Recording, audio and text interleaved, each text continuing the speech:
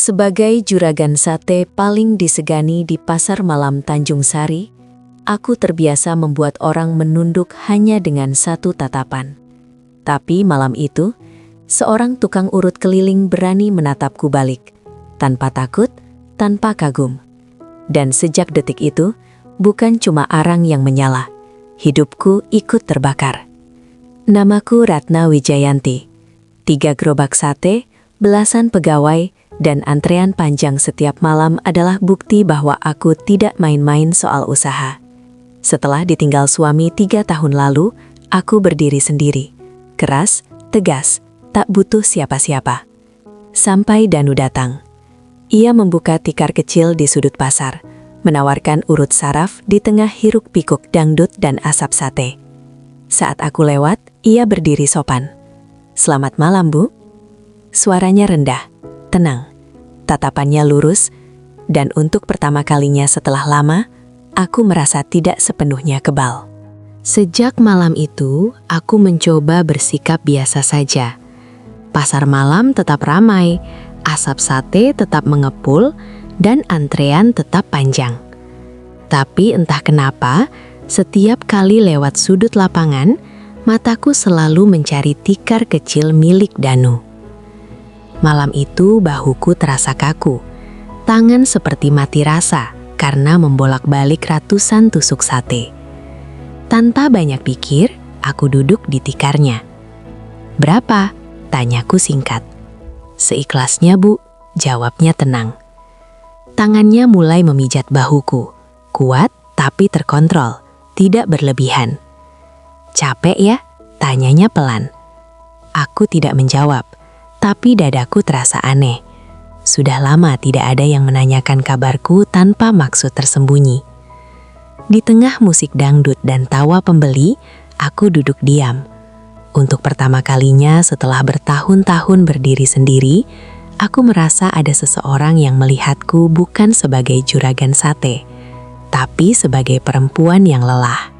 Sejak aku beberapa kali duduk di tikar Danu, suasana pasar malam berubah pelan-pelan. Awalnya hanya lirikan, lalu bisik-bisik kecil di balik gerobak jagung bakar. Kemudian tawa yang terdengar sengaja dikeraskan saat aku lewat. "Juragan sate sekarang sering pegal ya? Pegalnya kok di sudut yang sama terus?" Aku pura-pura tidak dengar. Tapi aku bukan perempuan bodoh. Aku tahu kapan namaku mulai jadi bahan hiburan. Danu tetap seperti biasa. Tidak pernah mendekat ke lapakku tanpa alasan. Tidak pernah sok akrab. Kalau lewat, hanya mengangguk sopan. Justru itu yang membuat gosip makin liar. Suatu malam, saat ia membantu mengangkat galon air yang hampir jatuh, tangan kami bersentuhan sepersekian detik. Dari kejauhan, seseorang tampak memotret. Dadaku langsung tidak enak. Aku sadar, ini bukan lagi soal pijat atau obrolan ringan. Di pasar malam, satu momen kecil bisa dibesar-besarkan. Dan aku punya terlalu banyak yang bisa hilang. Tapi entah kenapa, aku belum ingin menjauh.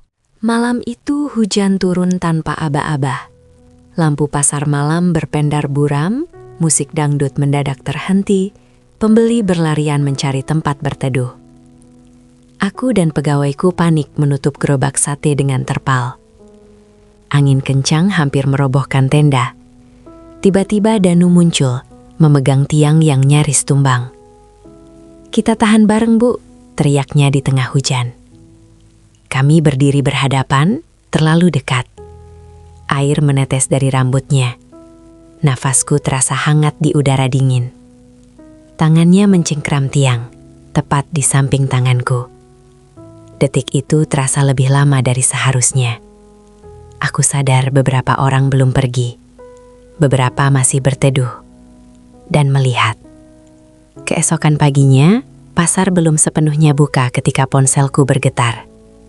Sebuah foto tersebar di grup pedagang. Aku dan Danu di bawah tenda, terlalu dekat. Captionnya menusuk. Asap sate ternyata bukan satu-satunya yang panas. Dadaku langsung sesak. Ini bukan lagi bisikan. Ini ledakan. Sejak foto itu menyebar, suasana pasar malam berubah tajam. Beberapa pelanggan tetap datang, tapi tidak sehangat biasanya. Tatapan mereka berbeda, lebih lama, lebih menilai. Ada yang pura-pura bercanda, ada yang terang-terangan menyindir. Belum cukup sampai di situ. Malam berikutnya, saat aku sedang menghitung uang di belakang gerobak, dua pria bertubuh besar mendekati tikar Danu. Musik panggung sengaja dikeraskan, tapi aku tetap bisa melihat gestur mereka. Salah satu pria mendorong bahu Danu. "Jangan sok dekat sama juragan," katanya keras. "Kamu cuma tukang urut." Danu tidak melawan, tidak membalas. Ia hanya berdiri tegap. Aku melangkah mendekat. "Cari masalah?" tanyaku dingin. Mereka tertawa kecil. Kami cuma mengingatkan. Setelah mereka pergi, Danu menatapku. "Ini bukan soal saya," katanya pelan. "Aku tahu, ini perang. Dan aku baru saja resmi jadi target." Setelah malam intimidasi itu, dampaknya terasa cepat. Pelanggan grosir yang biasa memesan sate untuk acara hajatan mendadak membatalkan pesanan. Alasannya klise, situasi lagi kurang enak. Bahkan pemasok dagingku menelepon dengan nada ragu. "Bu Ratna, minggu ini stok agak terbatas, mungkin kiriman dikurangi dulu." Aku tahu ini bukan soal stok, ini soal tekanan. Pasar malam kecil seperti ini hidup dari kepercayaan. Dan sekarang kepercayaan itu digoyang lewat gosip dan ancaman. Di ujung lapangan, tikar Danu juga semakin sepi. Beberapa orang sengaja menghindar, seolah duduk di sana bisa ikut terseret. Sore itu ia mendekat pelan. "Kalau saya pergi, mungkin keadaan lebih tenang," katanya. Aku menatapnya tajam. Pergi bukan solusi. Tapi jauh di dalam hati, aku mulai takut. Bukan takut kehilangan usaha, melainkan takut kehilangan kendali atas semuanya. Aku pikir yang paling menyakitkan adalah intimidasi. Ternyata bukan. Yang paling menyakitkan adalah tahu bahwa yang menusuk datang dari dalam. Sore itu, Riko, pegawai paling lama yang bekerja denganku, datang dengan wajah pucat. "Bu, saya harus jujur." Aku berhenti membolak-balik sate. "Ngomong." Ia menunduk. "Foto waktu hujan itu yang ambil bukan orang luar." Tanganku langsung berhenti. "Siapa?" "Dika, Bu. Dia dibayar. Katanya cuma diminta kirim foto ke nomor seseorang." Dika, anak baru yang kupercaya pegang stok. Dadaku terasa panas. Jadi ini bukan kebetulan. Ini direncanakan. Malam itu aku memanggil Dika. Ia tidak menyangkal. Hanya diam, wajahnya takut. "Kenapa?" tanyaku. Katanya cuma bercanda, Bu. Aku tertawa kecil. Pahit. Di pasar malam tidak ada yang benar-benar bercanda. Semua ada harga. Dan hari itu, aku belajar satu hal. Musuh paling berbahaya bukan yang datang dari luar, tapi yang berdiri di belakangmu sambil tersenyum. Bab 8. Setelah pengkhianatan itu terbongkar, aku tidak lagi marah. Aku dingin. Dika langsung kupecat malam itu juga. Tanpa teriak, tanpa drama. Hanya satu kalimat. "Kamu tidak lagi kerja di sini." Tapi badai belum berhenti. Penjualan belum pulih. Tekanan masih terasa. Tatapan orang-orang belum sepenuhnya berubah. Dan yang paling berat adalah memikirkan Danu. Sore itu aku mendatanginya lebih dulu. "Kita harus jaga jarak," kataku pelan. Ia tidak terkejut. "Karena pasar?" tanyanya. "Karena usahaku tidak boleh tumbang." Hening. Ia mengangguk pelan. "Kalau itu yang terbaik." Jawaban itu justru membuat dadaku sesak. Sejak malam itu, aku tidak lagi duduk di tikarnya. Ia tidak lagi mendekat ke gerobakku. Pasar mulai sedikit tenang. Tapi di tengah ketenangan itu aku sadar. Jarak bisa meredakan gosip, tapi tidak bisa mematikan rasa. 2 minggu setelah aku dan Danu menjaga jarak, Keadaan memang sedikit lebih tenang. Gosip tidak sekeras dulu, tapi usahaku belum benar-benar pulih. Dan aku tahu satu hal, kalau aku hanya diam, orang akan mengira aku kalah. Malam itu, pasar sedang ramai. Musik dangdut kembali menggema. Aku berjalan melewati gerobak-gerobak, langsung menuju lapak pesaing terbesarku, Bu Yanti. Ia sedang membakar sate dengan senyum tipis ketika melihatku. "Ada apa, Ratna?" tanyanya ringan. "Aku cuma mau pastikan satu hal," jawabku tenang. "Kalau mau perang harga, lakukan dengan jujur, jangan pakai cara kotor." Beberapa pedagang mulai memperhatikan. Ia tersenyum miring. "Kalau usahamu goyah, jangan salahkan orang lain. Aku tidak terpancing. Aku tidak goyah. Aku naik kelas." Aku berbalik sebelum ia sempat menjawab. Malam itu juga, aku umumkan paket sate premium dengan kualitas lebih baik dan pelayanan lebih rapi. Beberapa pelanggan mulai kembali, dan dari kejauhan, aku melihat Danu berdiri di tempatnya. Tidak mendekat, tapi tidak pernah benar-benar pergi. Kali ini, aku tidak lagi takut. Beberapa bulan berlalu. Pasar malam kembali ramai seperti dulu. Musik kembali keras, lampu warna-warni kembali berkelip. Dan antrean di gerobak sateku perlahan memanjang lagi. Bukan karena gosip hilang, tapi karena kualitas berbicara lebih keras dari bisikan. Paket sate premium yang kuluncurkan ternyata berhasil. Pelanggan lama kembali. Bahkan ada pelanggan baru yang datang khusus karena mendengar reputasiku tidak tumbang meski diguncang isu. Aku tidak lagi hanya juragan sate. Aku jadi simbol perempuan yang tidak jatuh karena omongan. Suatu malam setelah semua gerobak ditutup, aku berjalan ke ruko kecil di ujung jalan. Tempat terapi milik Danu kini lebih ramai. Papa namanya sederhana tapi bersih. Ia melihatku dan tersenyum. Juragan sekarang makin sibuk. Aku tersenyum tipis, dan tukang urut sekarang sudah punya tempat sendiri. Kami duduk di bangku kayu depan ruko. Tidak ada lagi sembunyi-sembunyi. Tidak ada lagi tatapan tajam yang membuatku gelisah. Apa kita salah waktu itu? Tanyaku pelan. Ia menggeleng. Yang salah bukan kita. Yang salah adalah orang-orang yang takut melihat dua orang kuat berdiri berdampingan. Aku menatapnya lama. Dulu aku pikir kekuatan berarti berdiri sendiri. Sekarang aku tahu, kekuatan adalah tetap berdiri, meski ada yang mencoba menjatuhkanmu. Asap sate masih mengepul setiap malam. Tapi kali ini, yang menyala bukan cuma arang. Api di dalam diriku juga tetap hidup, dan tidak akan padam lagi. Pasar malam Tanjung Sari sudah kembali normal. Asap sate mengepul seperti biasa. Pelanggan tertawa, dan musik dangdut kembali menguasai udara malam. Ratna berdiri tegak di belakang gerobaknya, membolak-balik sate dengan gerakan cepat dan terlatih. Wajahnya tenang, usahanya sudah pulih, namanya kembali dihormati. Sampai sosok itu muncul di antara kerumunan. Langkahnya pelan, bajunya rapi tapi terlihat kusut oleh lelah. Wajah yang dulu sangat ia kenal. Arman, mantan suaminya. Ratna berhenti sepersekian detik. Tangannya tetap memegang kipas arang, tapi hatinya seperti ditarik ke masa lalu yang tak ingin ia buka lagi. "Ratna," suara itu terdengar lebih rendah dari dulu, tidak lagi penuh ego. Ratna tidak langsung menjawab. Ia menyelesaikan satu pesanan, menyerahkannya pada pelanggan, baru kemudian menatap lurus ke arah pria itu. "Ada perlu apa?" Arman tersenyum tipis, senyum yang dulu sering membuatnya luluh, tapi sekarang tidak lagi. "Aku cuma mau bicara." Ratna tertawa kecil. Setelah 3 tahun, keramaian pasar tetap berjalan, tapi di antara mereka, suasana terasa berbeda. Tegang, canggung, penuh sejarah. Arman menunduk sebentar. "Usahaku gagal. Aku bangkrut." Ratna tidak terkejut. Ia sudah mendengar kabar samar-samar. "Aku ingin kerjasama," lanjut Arman. "Aku tahu kamu sudah besar sekarang. Kita bisa kembangkan ini jadi lebih besar lagi. Aku punya koneksi." Ratna menatapnya lama. Dulu pria ini tidak tahan melihat istrinya lebih sukses.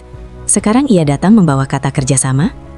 "Aku tidak butuh koneksi," jawab Ratna datar. "Aku bangun semua ini sendiri."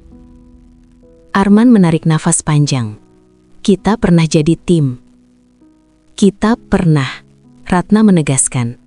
Dan kamu memilih pergi. Kata-kata itu membuat Arman terdiam. Dari kejauhan, Danu melihat percakapan itu. Ia tidak mendekat.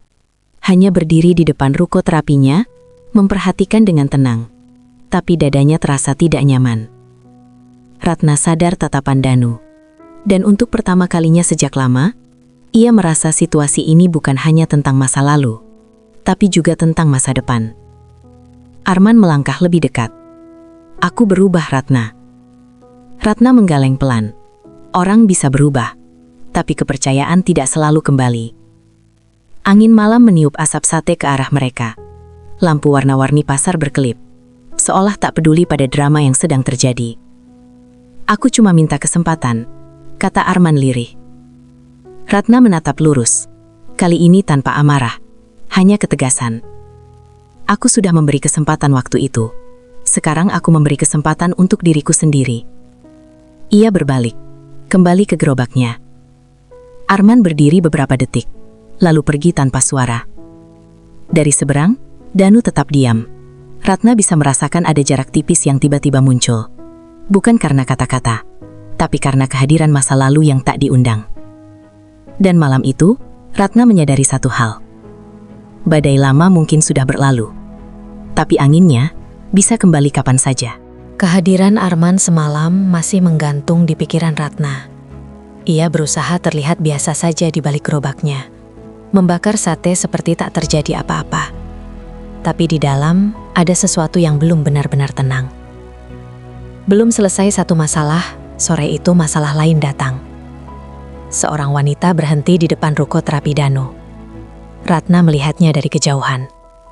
Wanita itu tinggi, berpenampilan rapi, dengan tas branded yang terlalu kontras dengan suasana pasar malam. Rambutnya terurai halus, langkahnya percaya diri. Bukan tipe pengunjung biasa. Ia masuk ke dalam ruko. Ratna pura-pura tidak memperhatikan, tapi matanya beberapa kali melirik ke arah sana. Sekitar 20 menit kemudian, Danu keluar bersama wanita itu. Mereka berbicara cukup lama di depan ruko. Tidak terlihat tegang, tidak juga terlalu akrab. Tapi cukup untuk membuat perut Ratna terasa tidak nyaman. Malam itu, setelah pasar mulai sepi, wanita itu kembali keluar. Sebelum pergi, ia menepuk lengan Danu pelan. Sebuah gestur yang terlalu personal. Ratna menahan diri. Ia bukan siapa-siapa untuk bertanya. Tapi ia juga bukan batu yang tidak punya rasa. Keesokan harinya, wanita itu datang lagi. Kali ini Ratna mendekat dengan alasan membeli air mineral di warung sebelah ruko terapi. Ia mendengar samar percakapan mereka. Kamu tidak pernah benar-benar menjelaskan. Suara wanita itu terdengar lembut tapi menekan. Sudah lama berlalu, Maya, jawab Danu tenang. Ratna berhenti. Maya. Nama itu terasa asing, tapi nadanya tidak biasa. Aku datang bukan untuk merusak apapun, lanjut wanita itu. Tapi kita belum pernah benar-benar selesai. Ratna tidak ingin mendengar lebih jauh. Ia kembali ke gerobaknya dengan langkah yang lebih cepat dari biasanya. Malam itu, Danu mendekat seperti biasa setelah semua pelanggan pergi. Kamu kelihatan capek, katanya pelan. Ratna sibuk menyusun tusuk sate yang tersisa. Biasa. Danu diam sejenak. Jadi kamu lihat ya. Ratna berhenti. Siapa? Maya. Hening. Aku tidak perlu tahu, jawab Ratna datar. Tapi kamu berhak tahu. Ratna mengangkat wajahnya. Berhak? Sejak kapan aku punya hak atas hidupmu? Kata-kata itu keluar lebih tajam dari yang ia maksudkan. Danu menarik napas panjang. Dia mantan tunanganku. Jantung Ratna terasa seperti ditarik. Dulu sebelum aku kesini, aku hampir menikah. Tapi keluarganya tidak setuju dengan pekerjaanku. Mereka ingin aku kerja kantoran, bukan jadi tukang urut keliling. Ratna tidak menjawab. Dia datang karena orang tuanya ingin menjodohkannya lagi. Katanya kalau aku sudah punya tempat tetap, semuanya bisa diperbaiki. Ratna tertawa kecil. Dan sekarang kamu punya tempat tetap. Nada itu mengandung lebih banyak luka daripada sindiran. Danu menatapnya serius. Aku tidak kembali ke masa lalu. Tapi masa lalu kembali ke kamu. Balas Ratna. Angin malam berhembus pelan. membawa aroma arang yang mulai padam. Untuk pertama kalinya sejak mereka melewati badai gosip, Ratna merasa goyah bukan karena orang lain, tapi karena rasa takutnya sendiri. Takut dibandingkan, takut tidak cukup, takut menjadi pilihan kedua.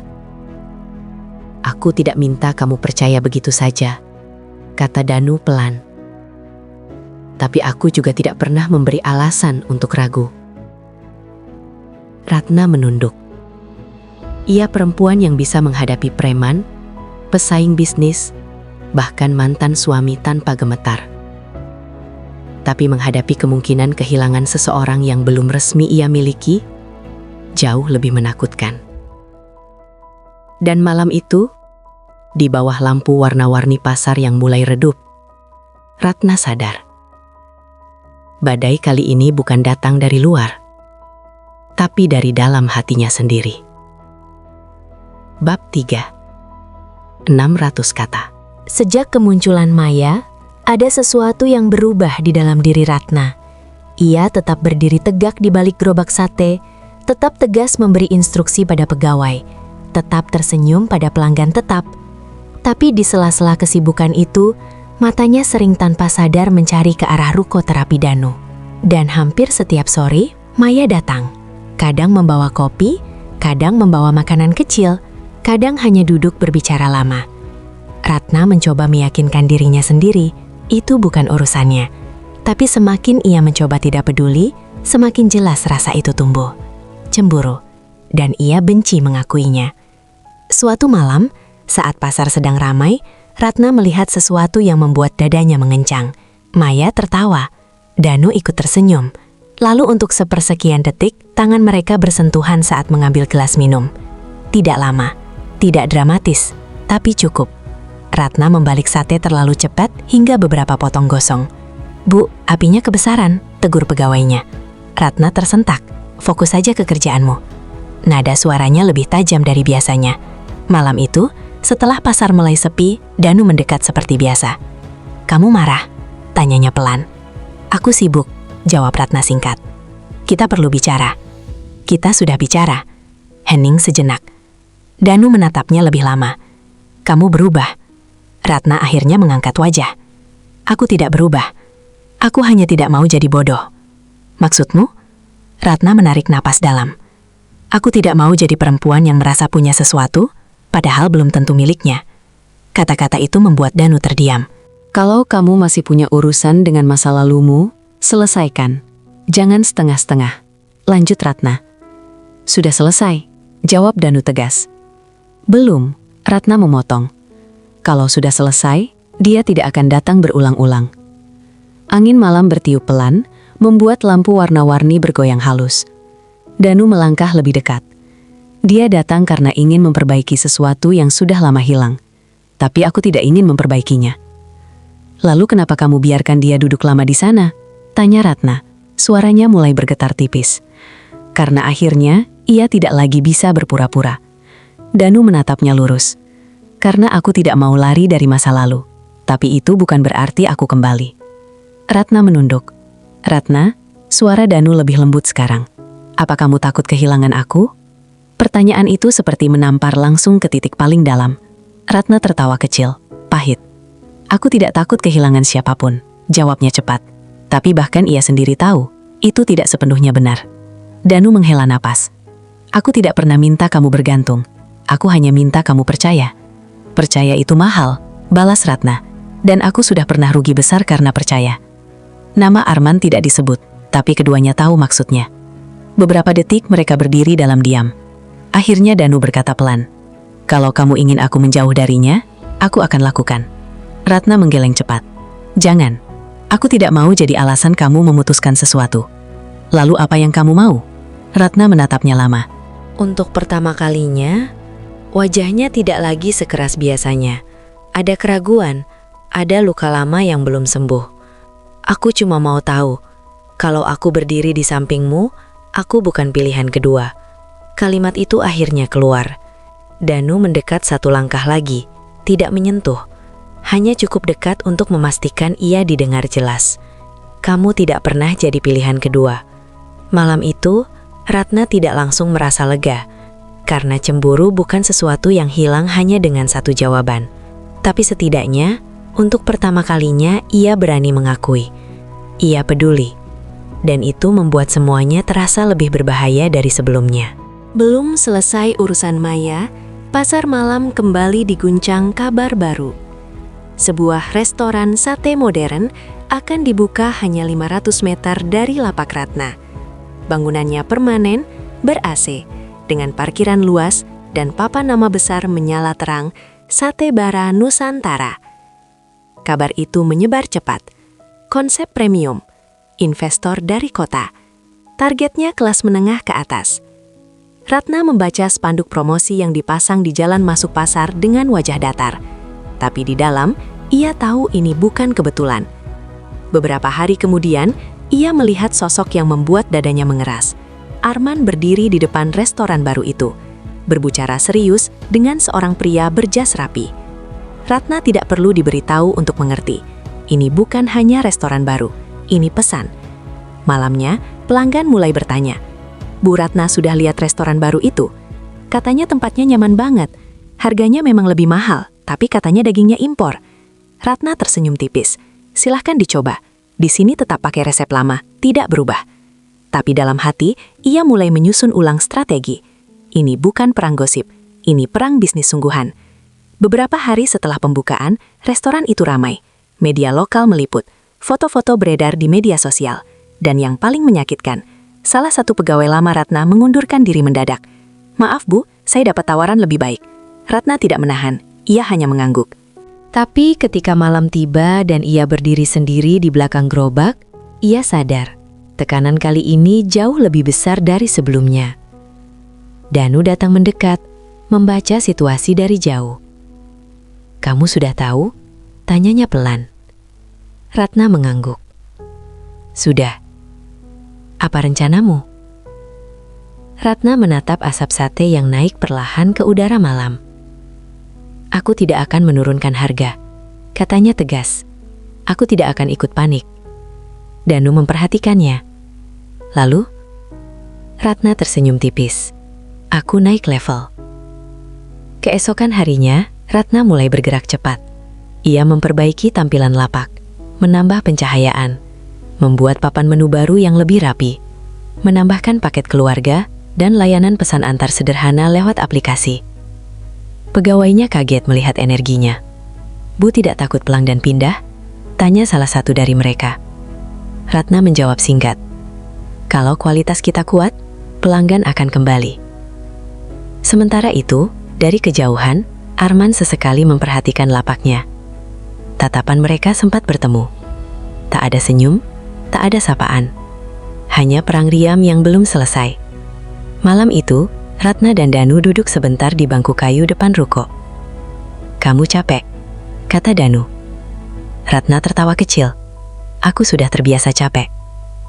"Tapi kali ini beda." Ratna menatapnya. "Iya, kali ini bukan cuma soal bertahan. Ini soal harga diri." Angin malam membawa aroma arang dan bumbu sate. Ratna tahu satu hal.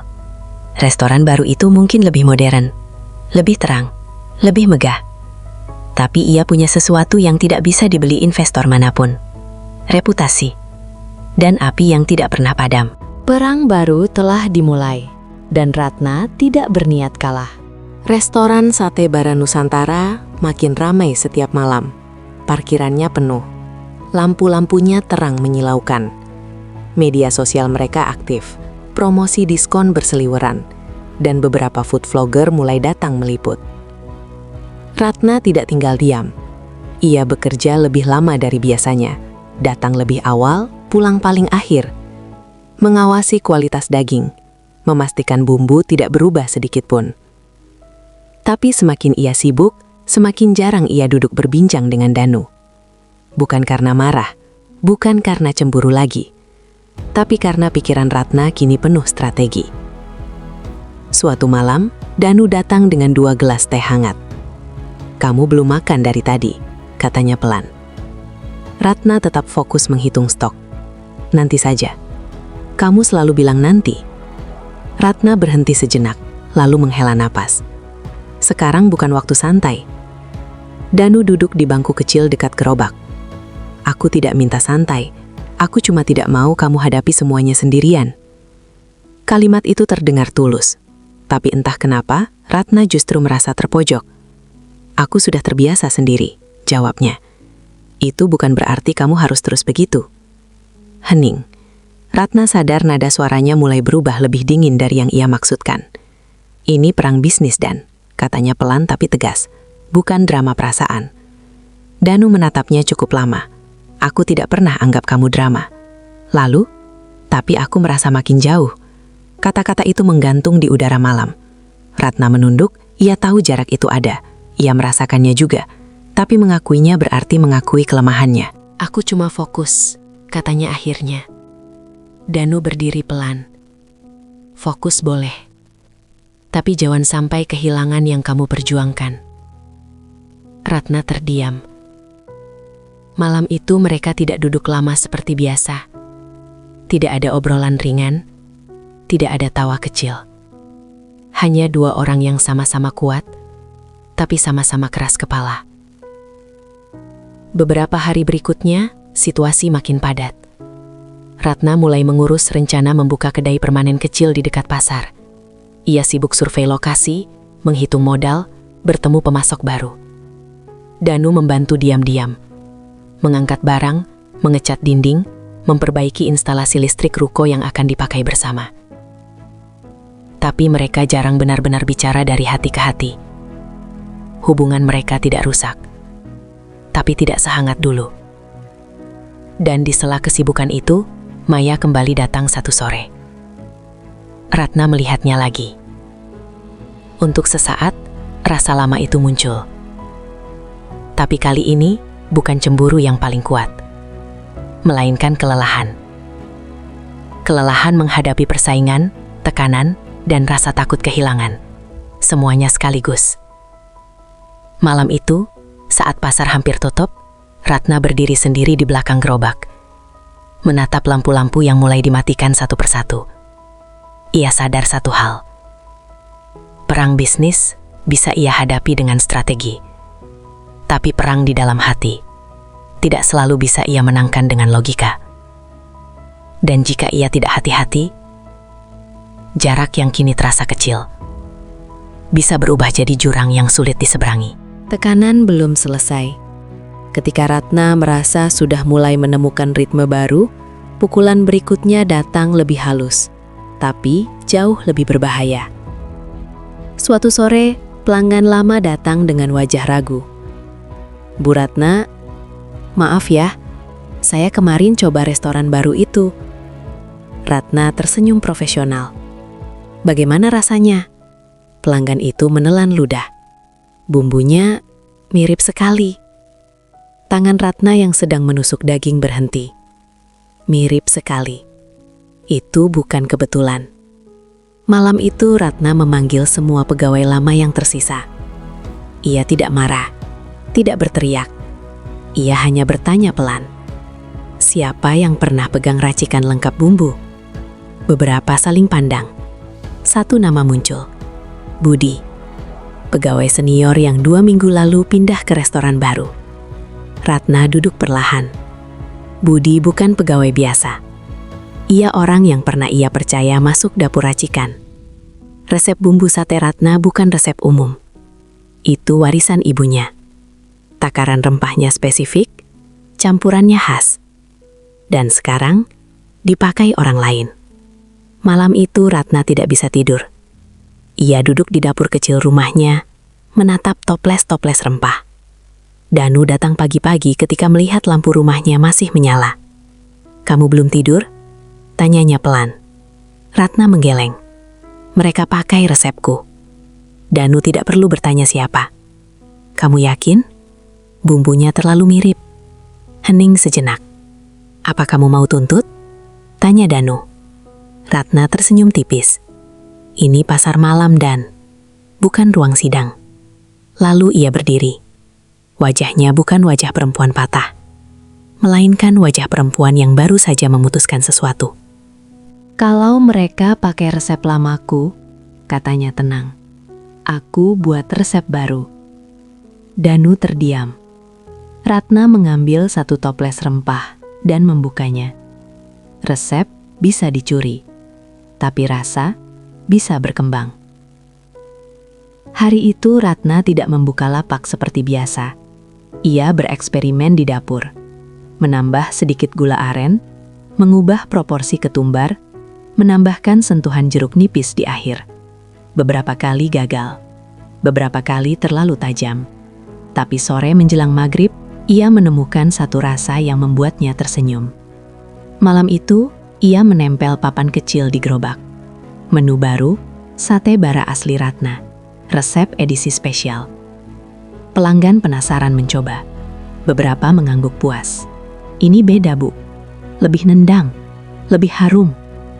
Dari kejauhan, Ratna melihat restoran baru itu tetap ramai. Tapi ia tidak lagi merasa tertinggal. Karena sekarang, ini bukan tentang mempertahankan yang lama. Ini tentang membuktikan bahwa ia selalu selangkah lebih maju. Danu berdiri di samping gerobaknya malam itu. "Kamu tidak pernah kalah ya?" katanya pelan. Ratna menatap asap yang naik perlahan. "Aku pernah kalah," jawabnya.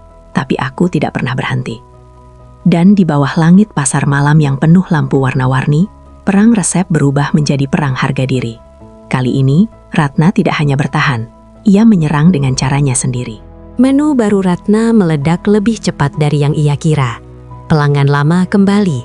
Bahkan beberapa yang sempat pindah ke restoran modern itu mulai datang lagi. Penasaran dengan resep edisi spesial yang jadi bahan pembicaraan. Restoran baru masih ramai, tapi kini tak lagi sepenuhnya unggul. Ratna tidak merayakan kemenangan kecil itu. Ia tahu lawannya bukan tipe yang berhenti hanya karena satu gebrakan. Dan benar saja, suatu sore, seorang pemasok arang menelpon. "Maaf Bu Ratna, mulai minggu depan harga naik 2 kali lipat." "Kenapa?" tanya Ratna tajam. "Permintaan tinggi, dan kami sudah terikat kontrak dengan restoran baru itu." Ratna menutup telepon pelan. Ini bukan kebetulan, Arman sedang bermain panjang. Malam itu Ratna duduk di bangku kayu depan ruko Danu. Wajahnya tidak sekeras biasanya. "Mereka mulai tekan dari hulu," katanya pelan. Danu mendengarkan tanpa memotong. "Kalau arang naik, biaya naik. Kalau biaya naik, harga ikut naik. Dan pelanggan lari lagi." Danu berpikir sejenak. "Kita cari pemasok lain." Sudah, semua dapat tekanan yang sama. Hening. Lalu Danu berkata sesuatu yang tidak Ratna duga. "Kalau begitu, kita berhenti main di pasar malam." Ratna menatapnya cepat. "Maksudmu?" "Kita buka kedai tetap. Bukan gerobak. Tempat yang lebih kuat. Lebih stabil." Ratna terdiam. Rencana itu sebenarnya sudah lama ada di kepalanya, tapi selalu ia tunda karena takut resiko. "Kamu yakin?" tanyanya. Danu mengangguk. "Kalau kamu mau naik level, jangan terus bertarung di arena yang sama." Kata-kata itu seperti menampar pelan.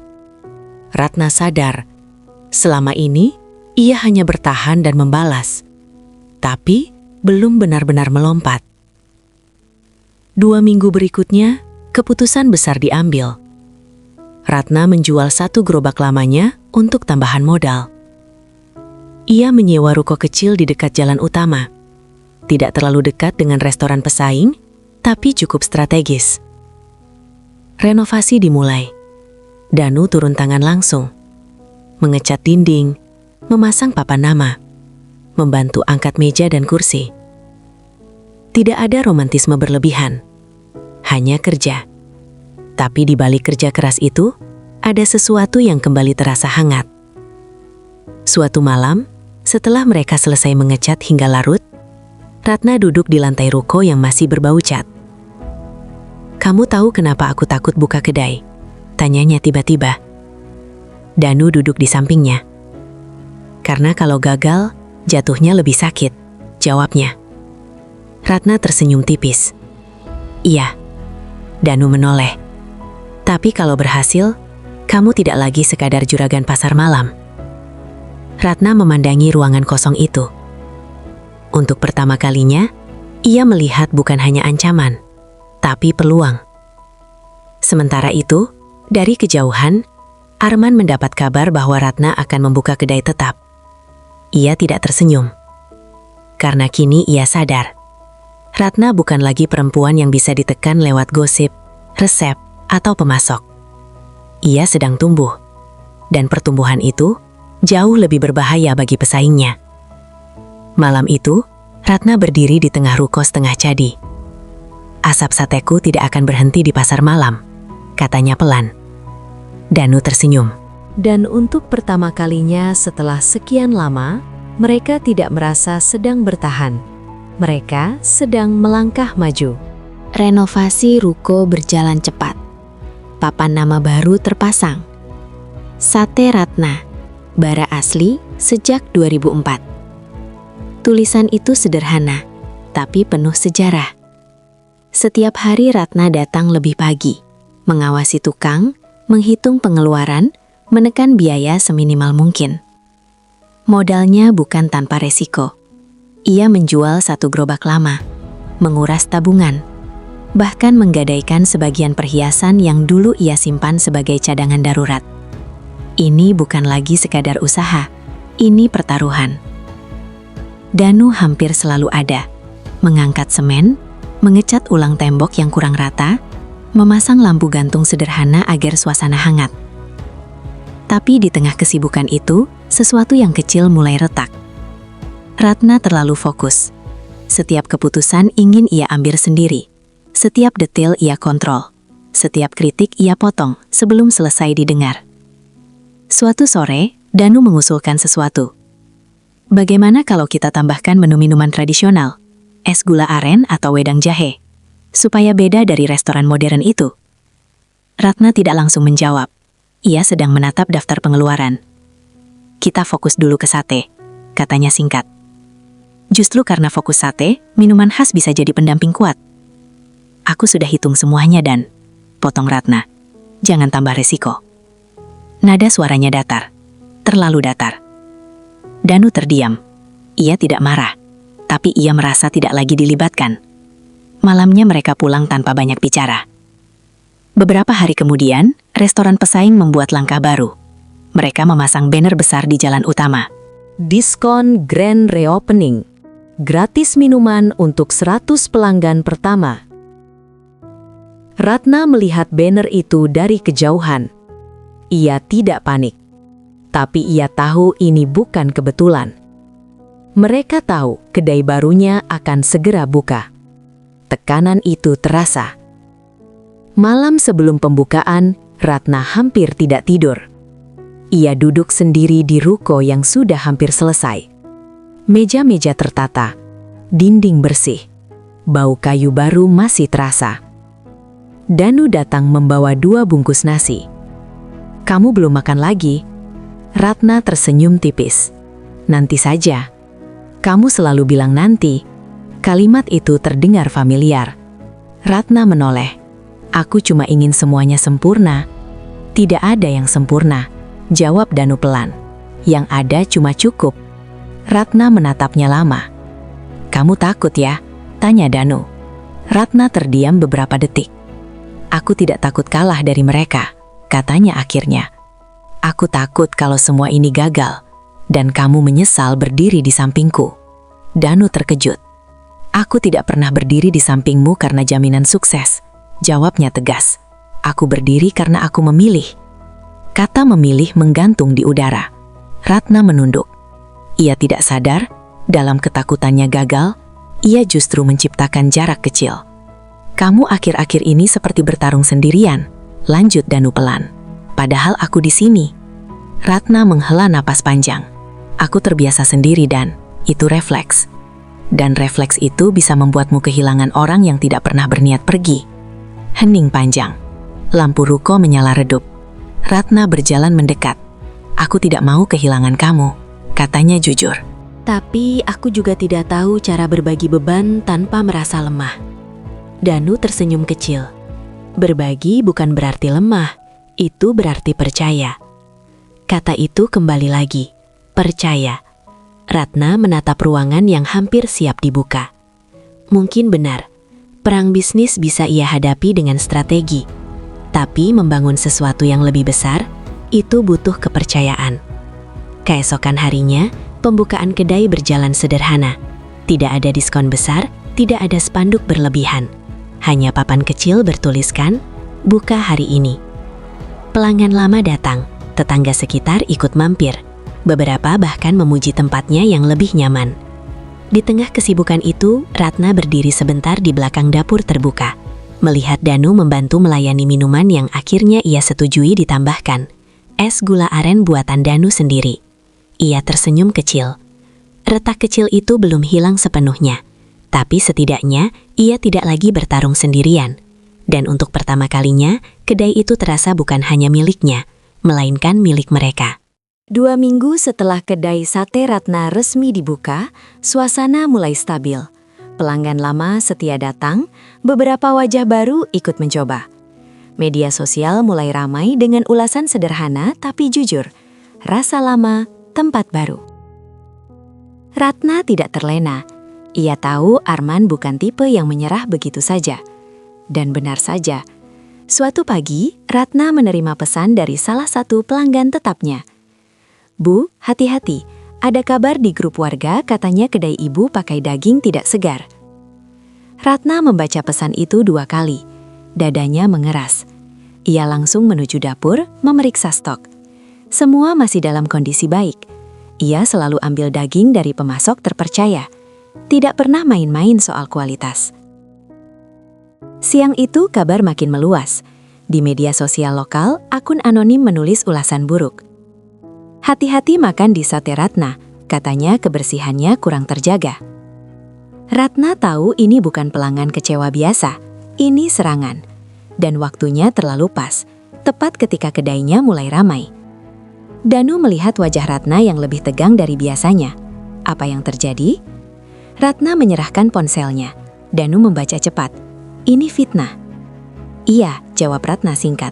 "Dan kalau tidak ditangani, bisa jadi bola salju." Sore itu Ratna melakukan sesuatu yang tak pernah ia lakukan sebelumnya. Ia membuka dapur secara terbuka. Ia memposting video di akun media sosial kedai. Menunjukkan proses pemotongan daging, pencucian alat, racikan bumbu, hingga pembakaran sate. Tanpa drama, tanpa marah. Hanya fakta. Video itu mulai dibagikan. Beberapa pelanggan lama ikut berkomentar membela. "Saya makan di sana hampir tiap minggu, tidak pernah masalah. Jangan asal fitnah Bu Ratna, orangnya bersih." Namun serangan belum berhenti. Malam itu 2 orang pria berpakaian seperti petugas datang. Mereka meminta izin memeriksa dapur dengan alasan laporan kebersihan. Ratna tahu, ini langkah lanjutan. Ia tetap tenang. "Silahkan," katanya. Semua diperiksa, semua difoto, semua dicatat. Tidak ada yang bisa mereka temukan. Sebelum pergi, salah satu pria itu berkata pelan, "Saingan ibu kuat juga." Ratna hanya tersenyum tipis.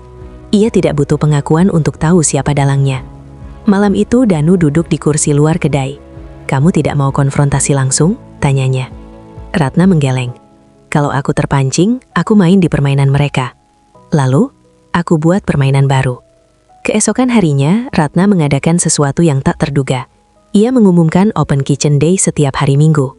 Pelanggan boleh masuk melihat langsung proses memasak. Bahkan anak-anak bisa mencoba membakar sate dengan pengawasan. Langkah itu sederhana, tapi cerdas. Karena kepercayaan tidak dibangun dengan membalas fitnah. Kepercayaan dibangun dengan transparansi. Beberapa hari kemudian, efeknya terasa. Postingan fitnah mulai tenggelam oleh ulasan positif pelanggan. Restoran pesaing masih ramai, tapi tak lagi dominan. Arman mendengar kabar bahwa serangan itu gagal. Ia mencoba bertemu Ratna di parkiran suatu sore. "Kamu memang keras kepala," katanya. Ratna menatapnya tanpa emosi. "Bukan keras kepala, konsisten. Kamu tahu, dunia bisnis tidak sebersih itu." "Aku tahu," jawab Ratna. "Tapi aku tidak perlu jadi kotor untuk menang." Arman terdiam. Ia sadar, perempuan yang dulu ia tinggalkan sudah jauh berubah. Bukan hanya lebih kuat, tapi lebih matang. Malam itu, ketika kedai mulai tutup, Ratna berdiri di depan papan namanya. Lampu hangat menyinari tulisan itu. Danu berdiri di sampingnya. "Kamu tidak pernah lari," katanya pelan. Ratna tersenyum tipis. "Karena aku sudah pernah lari dari diriku sendiri. Dan itu lebih menyakitkan." Angin malam berhembus lembut. Serangan sudah datang, fitnah sudah dilempar. Tapi kali ini, Ratna tidak goyah. Karena ia tidak lagi bertahan sendirian. Dan perang yang mereka hadapi sekarang bukan lagi soal pasar malam. Ini soal reputasi. Dan reputasi Ratna tidak bisa dibakar begitu saja.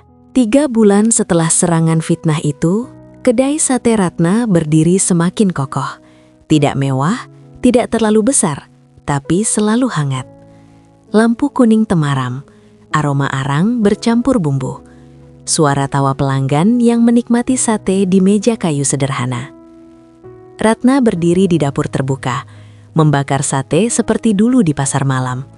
Bedanya, kini ia tidak lagi hanya bertahan, ia memimpin. Restoran pesaing masih ada, masih ramai sesekali, tapi tak lagi mendominasi. Arman tak lagi datang mencari celah. Ia tahu permainan kasarnya gagal. Sementara itu, Maya berhenti datang beberapa minggu lalu, tanpa drama, tanpa perpisahan besar. Danu tidak pernah membicarakannya lagi, dan Ratna pun tidak bertanya. Karena kini yang mereka bangun bukan lagi rasa yang penuh keraguan, tapi rasa yang sudah melewati ujian. Suatu malam, setelah kedai tutup dan pegawai pulang, Ratna duduk di kursi depan, memandangi papan nama yang dulu ia pasang dengan tangan gemetar. "Kita berhasil," katanya pelan. Danu duduk di sampingnya. "Kita belum selesai," jawabnya ringan. Ratna tersenyum kecil. "Aku dulu pikir kekuatan itu berarti tidak butuh siapa-siapa," katanya. Ternyata salah. Danu menatapnya. Kekuatan itu tahu kapan berdiri sendiri dan kapan berdiri bersama. Hening sejenak. Angin malam berhembus pelan membawa sisa aroma sate yang mulai padam. Ratna menoleh ke arah Danu. "Aku mau tanya sesuatu." "Ya? Kalau nanti ada badai lagi, kamu tetap di sini?" Danu tersenyum tanpa ragu. "Aku tidak berdiri di sini karena cuaca cerah." Jawaban itu sederhana, tapi cukup. Ratna menatap langit malam yang gelap, dihiasi sedikit cahaya kota. Ia teringat masa-masa ketika ia berdiri sendirian di pasar malam, melawan gosip, intimidasi, pengkhianatan, dan tekanan bisnis. Ia teringat malam ketika foto di bawah tenda hampir menghancurkan reputasinya. Ia teringat rasa cemburu, rasa takut kalah, rasa takut kehilangan. Semua itu nyata, semua itu menyakitkan. Tapi semua itu juga membentuknya. Kini, ia bukan lagi hanya juragan sate pasar malam. Ia pemilik kedai yang dibangun dari abu gosip, dari tekanan pesaing, dari pengkhianatan orang dalam. Dan yang paling penting, ia bukan lagi perempuan yang takut membuka hatinya. Danu berdiri, mematikan lampu luar satu persatu.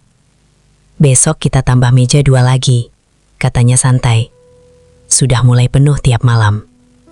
Ratna tertawa kecil. "Asap sateku ternyata tidak berhenti di pasar malam," katanya. "Dan tidak akan berhenti di sini juga," jawab Danu. Ratna berdiri, menatap kedainya sekali lagi sebelum masuk ke dalam. Ia sadar satu hal penting. Yang hampir menghancurkannya bukan pesaing, bukan mantan suami, bukan gosip, tapi rasa takutnya sendiri. Dan kini, rasa takut itu sudah tidak lagi memegang kendali. Api di tungku mungkin bisa padam setiap malam, tapi api di dalam dirinya tidak akan pernah padam lagi. Dan kali ini, kalau dunia mencoba mengguncangnya, ia tidak hanya siap bertahan, ia siap melangkah lebih jauh.